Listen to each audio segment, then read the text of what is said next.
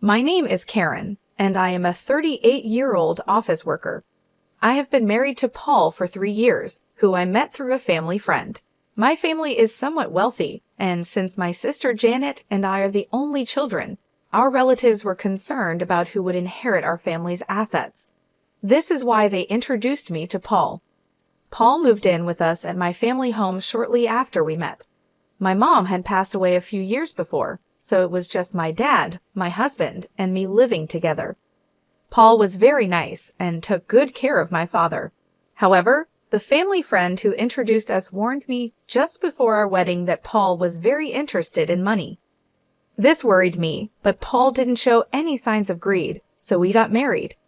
Even so, I kept an eye on him because of what the family friend said. Paul didn't seem greedy, but he was curious about my father's wealth. He often asked about it casually when he and my father were drinking together, but since my father spoke openly about it, I wasn't too concerned. Paul also took an interest in my sister Janet, who is 6 years younger than me and very lively and outgoing, unlike my calm nature. Janet has flashy relationships with men and looks quite different from me, which surprised Paul when he first saw her. Watching Paul be fascinated by Janet, who was so different from me, made me feel uneasy. One day, when Paul found out I couldn't inherit my father's estate, he yelled at me, "You can't inherit the property. I have no use for you anymore. We're getting divorced right now." Later, after he remarried, I got my revenge on him and my sister. At first, I believed that having a beautiful sister meant there was nothing to worry about, but I eventually realized the reasons behind our relatives' concerns. My father doted on my sister, providing her with every opportunity, including the chance to attend both college and community college after graduating. However, my sister lacked a clear purpose for her education. She seemed mainly interested in avoiding work. Our mother tried to encourage her to get a job immediately after her first college graduation, but my father supported her decision to continue her education at community college. After completing her studies there, she secured a position at a company owned by one of my father's acquaintances. This job, however, lasted only 6 months. She resigned with the unexpected excuse that she couldn't showcase her talents at that workplace. Both my mother and I were taken aback. My sister spoke as if she fully understood the job, despite her minimal experience. My father, ever her supporter, quickly found her another job. It wasn't long after she started this new role that my mother fell ill and was hospitalized. During this time, my sister visited her daily, frequently taking time off from her new job. She eventually resigned from this position too, claiming she needed to care for our mother. But her idea of care involved mostly chatting with our mother or being engrossed in her mobile phone in the waiting room. I found myself handling practical tasks, such as changing my mother's hospital laundry, while my sister offered little real assistance. It may have been comforting for my mother to have company, but her condition deteriorated about a month after she was hospitalized. She soon reached a point where she could no longer speak. Within 3 weeks of her condition worsening, my mother passed away. The suddenness of her passing left both my father and sister too shaken to even prepare for the funeral. This left a significant burden on me during an already difficult time. After my mother passed away, I found myself handling all the arrangements. Fortunately, our relatives helped, and we were able to bid farewell to her peacefully. In the wake of this, my sister took on a part-time job and moved into her own place. However, her earnings from the job weren't sufficient to cover her rent and other living expenses. Consequently, our father stepped in, covering her rent and utility bills, while the money she made was mostly spent on her leisure activities. Whenever her part-time income proved inadequate, she would turn to our father for additional financial support. Under our mother's watch, such requests were kept in check, as she was strict about financial discipline with my sister. However, after her death, my father began to indulge these requests, providing whatever money my sister asked for without hesitation. Initially, I saw no issue with this setup, assuming both my father and sister were content. Even after marrying and living with my husband in my parents' home, this financial arrangement continued. Unknown to me at the time, my sister also began asking my husband for money, and he complied, often asking her to keep it a secret to avoid causing me any jealousy. He found it difficult to say no to my attractive sister and willingly contributed to her expenses. My sister essentially lived off the money she received from both my father and my husband, engaging with her part-time job only sporadically according to her whims. This unsustainable lifestyle came to an abrupt end when our father became ill and required hospitalization. I stepped in to care for him, balancing hospital visits with my work responsibilities. Despite the severity of our father's condition, my sister never appeared at the hospital. Instead, she began calling me, aggressively demanding money. She argued that since she had been receiving a regular allowance from our father, I should continue providing for her as before, stating that her rent and utilities were still being deducted from our father's account. Her tone was confrontational, and I was stunned by these revelations. I became infuriated by her selfish attitude, focused solely on maintaining her own lifestyle while completely disregarding our father's well-being in the hospital. The situation exposed a painful truth about my sister's priorities and strained our relationship even further. I was tempted to hang up on her, but she sounded like she was in trouble. So I asked her, "How much money has Dad been giving you every month?" and suggested, "Get a full-time job and support yourself with what you earn." My sister responded irritably, "Stop nagging. I was getting $1,000 a month, and remember, rent is separate." I was shocked by her response. She seemed proud of the amount, and it made me think that if I continued to give her this much money each month, she would never be motivated to work seriously. At first, I didn't see a problem with giving her money, thinking my father would soon recover from his hospitalization. But then his condition took a turn for the worse, and I quickly reached out to our relatives. The doctor confirmed it was serious, which shocked me. During this stressful time, I needed my husband's support, but he rarely visited the hospital, claiming he was busy with work. When he did visit, he asked inappropriate questions like, "Frank's estate must be huge, right? Since you and your sister are the only heirs, are you going to split it in half?" I was speechless. My husband seemed only interested in the inheritance, and I felt a mix of realization and disgust, understanding what the relatives meant when they said he was obsessed with money. When I called my sister to inform her of our father's critical condition, her only concern was about her finances. "Make sure you pay me every month. I can't live without that money," she demanded. The call ended suddenly, leaving me furious at her words. But I was also worried because I thought I heard a faint male voice in the background. I felt uneasy when I heard a familiar voice on the other end of the phone. About a month later, my father passed away. Sadly, neither my sister nor my husband was with him in his last moments. From my experience with my mother's funeral, I knew how tough it was to organize one. Neither my husband nor my sister offered any help, and my sister didn't even come to the funeral. My husband did show up, but left quickly, claiming he had work. A relative who had introduced us asked me, "Where's Paul? It's odd for the husband not to be here, isn't it?" I just gave a forced smile and said he was busy with work and had gone home. The relative seemed disappointed, and I felt like sighing too. After my father's funeral, when I finally had a moment to myself, my husband asked me with a sly smile, "So how much did you inherit? Even if you split it, you must have gotten a lot, right?" Just like the relatives had warned before our marriage, he was only interested in my father's inheritance. I told him, looking straight at him, "My sister got $100 million, and I got nothing." I hadn't even spoken to the lawyer yet, and was still dealing with the funeral. Seeing my husband so excited about the inheritance almost made me laugh rather than angry. Believing what I said, he immediately shouted, "What?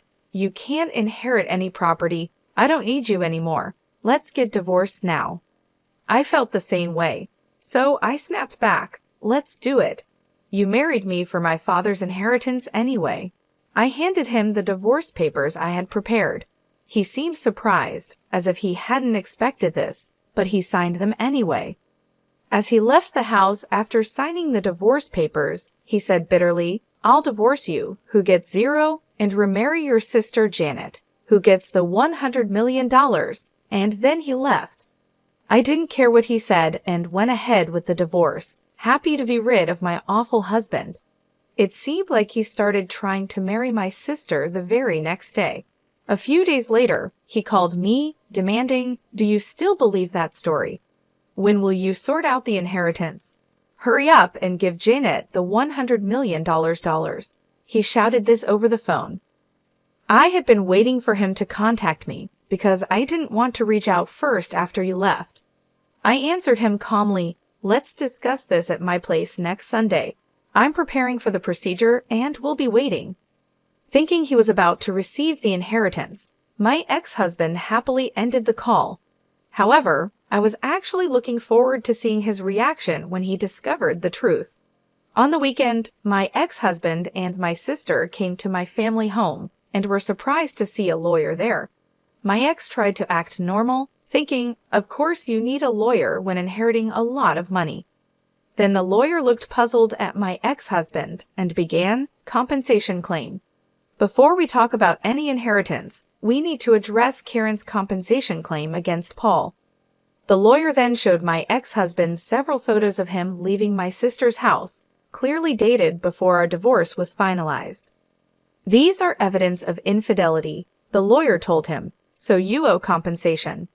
I had overheard him discussing the inheritance with my sister and had asked the lawyer to look into his infidelity. They might have thought I was too distracted by my father's funeral, but my ex-husband and sister were meeting at her place almost daily, giving me plenty of evidence. The topic quickly shifted from inheritance to compensation, leaving my ex-husband and sister shocked. However, my ex-husband recovered quickly and scoffed. Compensation is nothing compared to the $100 million from the inheritance. I'll pay it right away. He then signed the compensation documents provided by the lawyer, trying to appear unconcerned and confident. I confirmed everything and told him, "Enjoy your life with my sister, who inherited nothing. Since you signed, I'll make sure you pay the compensation." When they heard there was no inheritance, my sister screamed in shock, and her husband turned bright red, angrily saying, "There's no way the inheritance is 0. I won't let you take it all for yourself." The lawyer then calmly began to explain to the furious couple, "Janet is technically the stepdaughter of your late mother and was not legally adopted by your late father. Therefore, there is no legal parent-child relationship, and Janet cannot inherit anything from your father's estate." I'd also explained to my confused sister about our family history. When our parents remarried, Janet, you were about a year old, so you probably don't remember. But I do. I was 8 years old when our parents remarried, and I was happy to suddenly have a sister. I never imagined that sister would end up taking my husband. Our parents had each had children from previous relationships, and someone thought it best for them to remarry. My mother treated me as if I were her own daughter, and my father was very fond of my sister. Maybe because she wasn't his biological daughter, he spoiled her a bit extra, wanting to make sure she felt loved. Although both our parents had children from previous marriages, my mother, who was suspected by some relatives of targeting our wealthy family's assets, refused to legally adopt my sister. The relatives only suggested marriage proposals for me because they knew I was the only one who could legally inherit my father's property. If our parents had had a child together, it might have made things even more complicated, but fortunately or unfortunately, they never did. Now, I understand why my father continued to support my sister financially, even after she grew up. He couldn't leave her any inheritance. I never legally adopted my mother, so legally, we weren't parent and child, but that never mattered in how we lived every day. It turns out that my parents had never explained to my sister that they were both previously married before they got together. She only learned this truth today. When my ex-husband realized the situation, his face quickly changed from bright red to pale blue. He had not only failed to secure any inheritance from my sister, but had also signed a document obligating him to pay compensation. Looking visibly shocked, my ex-husband asked me, "Was what you said about my sister getting $100 million and me getting nothing a lie?"